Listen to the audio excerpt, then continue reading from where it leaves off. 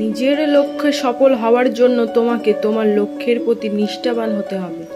অহংকার তারাই করে যারা হঠাৎ করে এমন কিছু পেয়ে যায় যা পাওয়ার যোগ্যতা তাদের কোনো দিনও ছিল না। ধাক্কা দিয়ে ফেলে দেওয়ার মতো মানুষের অভাব নেই, কিন্তু পড়ে যাওয়া মানুষের হাতটি ধরে টেনে তোলার মতো মানুষের খুব অভাব। সৃষ্টিকর্তা কেবল তাদেরকেই সাহায্য করে যারা পরিশ্রম করে, এটা খুবই স্পষ্ট। একজন দক্ষ শিক্ষকের কাছ থেকে একজন খারাপ ছাত্র যা শিখতে পারে, তার চেয়ে একজন খারাপ শিক্ষকের কাছ থেকে একজন ভালো ছাত্র অনেক বেশি কিছু শিখতে পারে। যারা তোমার ক্ষতি চায় তাদের আঘাত করবে না, তাদের সামনে একটু হাসি মুখে বাঁচবে। দেখবে তুমি আঘাত করলে যা কষ্ট পেত, ওরা তার থেকেও বেশি কষ্ট পাবে। নরম ও দয়ালু মনের মানুষগুলো কিন্তু বোকা নয়, তারা জানে মানুষ তাদের সাথে কি ব্যবহার করেছিল, তবুও তারা মানুষদের বারবার ক্ষমা করে দেয়, কারণ তাদের খুব সুন্দর একটা হৃদয় আছে।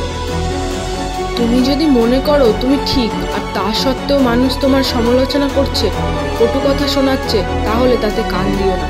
শুধু মনে রেখো, যে কোনো খেলায় শুধুমাত্র দর্শকরাই শোরগোল করে, খেলোয়াড়রা নয়। তাই খেলোয়াড় হয়ে ওঠো। বীরের মতো এগিয়ে চলুন। একদিন বা এক বছরে সফলতা আশা করবেন না।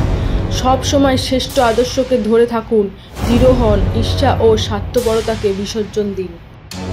যখন বাচ্চারা সবার থেকে নিজেকে আলাদাভাবে প্রকাশ করার জন্য সংঘর্ষ করছে, তখন দুনিয়ার সবাই চেষ্টা করছে তারা যেন আর সবার মতো হয়। জাতির সবচেয়ে ভালো মেধা ক্লাসরুমের শেষ বেঞ্চ থেকেই পাওয়া যেতে পারে। জীবনে কঠিন বাধা সমূহ আসে তোমাকে ধ্বংস করতে নয়, বরং আসে তোমার ভেতরে লুকোনো অমৃত শক্তি ও সম্ভাবনাকে অনুধাবন করতে। বাধা সমূহকে দেখাও যে তুমিও কম কঠিন নয়। আমি সুদর্শন নই, কিন্তু আমি আমার হাত তার জন্য বাড়িয়ে দিতে পারি যার সত্যি সাহায্যের প্রয়োজন। সৌন্দর্য থাকে মানুষের মনে, মুখে নয়।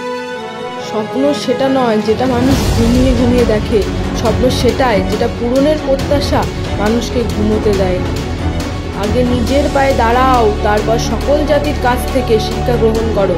যা কিছু পারো নিজের করে নাও, যা কিছু তোমার কাজে লাগবে তা গ্রহণ করো।